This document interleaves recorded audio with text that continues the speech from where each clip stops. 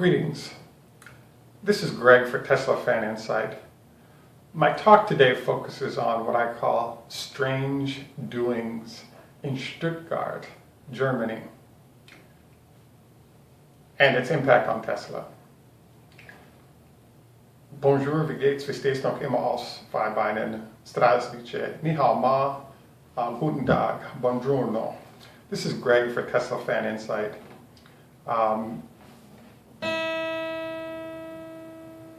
My talk today focuses on the fact that there's an interesting set of facts of what's going on in Germany right now, and I call it strange doing in Stuttgart, because basically what's happening is that Tesla and Mercedes-Benz have been partners for quite a while. It's well documented that in 2009, Mercedes-Benz provided $50 million that helped Tesla stay out of bankruptcy. That $50 million returned them $700 million when they sold, I believe, in 2012 or 2013. Since this has occurred, Tesla has actually been building battery packs for a limited range of Mercedes-Benz vehicles. I believe it was a kind of a minivan type product.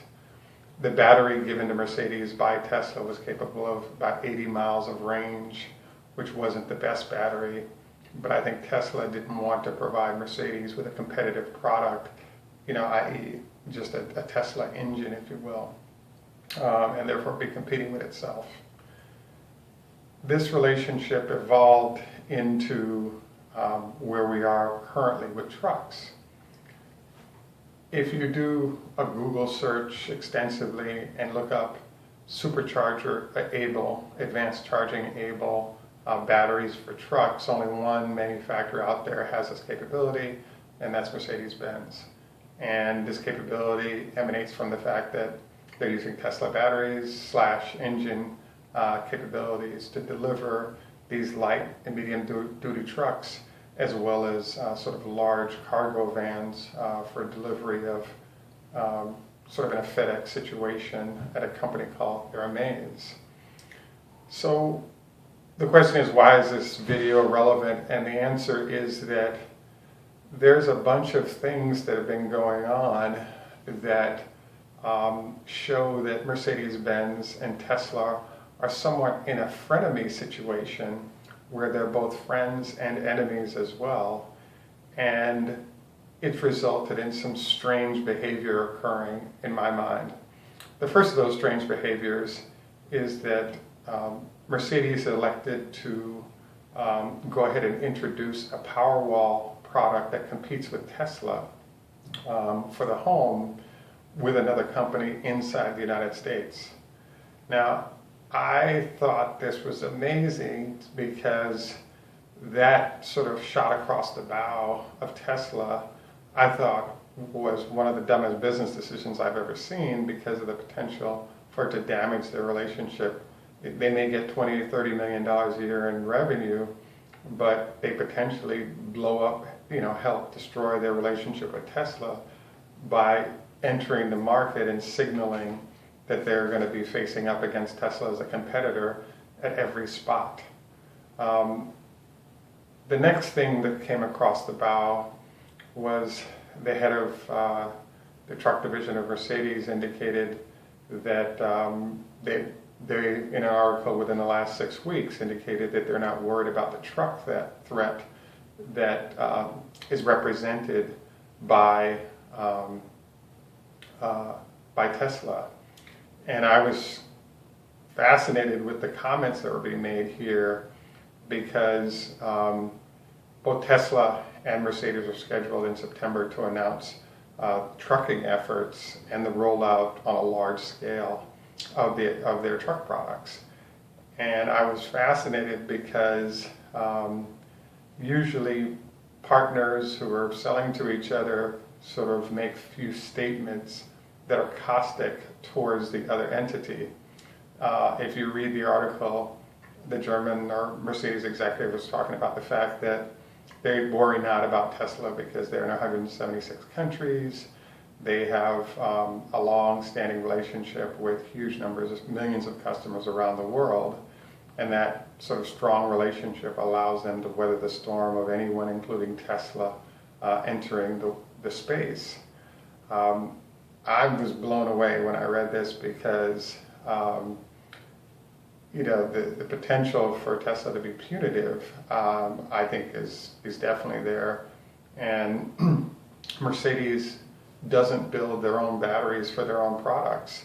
They've announced that they're going to start buying batteries for their passenger cars from a Korean supplier next year, and primarily because they can't get supply for Tesla for those vehicles.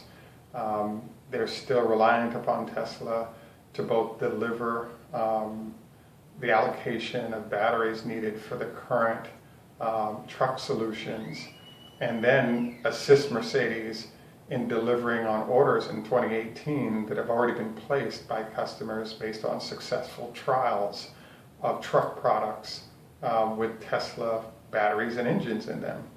So I'm kind of shocked right now with 20, 30, $100 billion at stake that Mercedes-Benz and its head of engines has chosen to pick a fight with Tesla.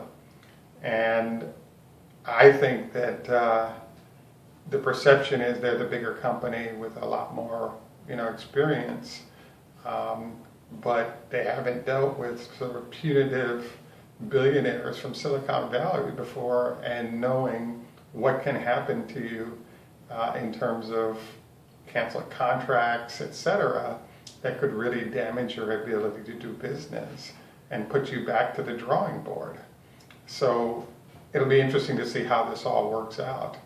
But it's starting to smell like there's going to be a divorce, and it could be an ugly one. And unfortunately for Mercedes, they could have kept this flowing as a good relationship, but have been making certain moves that show that they're trying to blow up their relationship with Tesla. And I think it's a smart move if you have your own batteries and you're able to operate without Tesla's assistance. But if you don't have those capabilities yet, I just think that Mercedes has been very smart in terms of their Tesla partnership and managing it well to date. But it just looks like with this truck issue, it could go from a pretty good working relationship to an ugly divorce. And Tesla is in the power position in that relationship right now. And watching Mercedes sort of shoot a hole in their foot is very surprising. But surprising / stupid is the way I'd put it. But it'll be fun to sort of stay tuned to see what happens next. I don't have the great solution answer to it. I think Tesla will meet their obligations to deliver whatever battery packs they've agreed to do in the short term, and Mercedes does have their own plant coming online next year that allow them to produce batteries, and possibly for those trucks. But it'll be interesting to see how this relationship develops over time. No more data on this right now, but I just feel like the whole discussion is, why let $20 million worth of revenue cost you $50 to $100 billion worth of truck revenue off the back end? I want to thank you again for taking time out to view and listen to our discussion. This is Greg for Tesla Fan Insight. Tschüss, macht's gut. Au revoir, tout à l'heure, l'hydrohot Choda Hafez. And just taking you out with a C. And look forward to our next dialogue. Please like, subscribe, and look forward to your comments.